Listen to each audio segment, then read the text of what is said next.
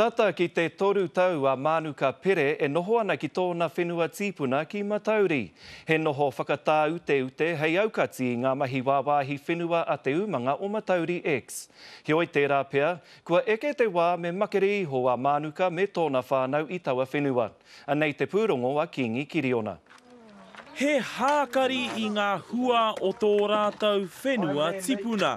He manaakitanga kua roa i roto i te whānau pere, a tai hoa pea, ka ngaro. Matu ana hau ke rātau, throw me in jail.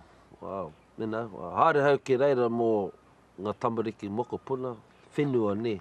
E rua marama ki muri i whiwhi i a Manuka tēnei reta, mai i te kaporeihana o Matauri X.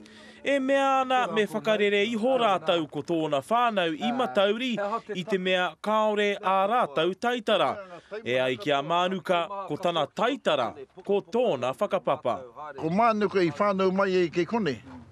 Anā kei raro e ngā pou tōna ne pito i ngā poutu kawa nei e tako tōna. Pena rātau e hiana taku whare, ko te mea te hau ke rātau, tarinya taku whare, pai ana. Nā te mea ko hau te tangata whenua nei, kore hau nuke. Ko te whakapae a te whānau pere,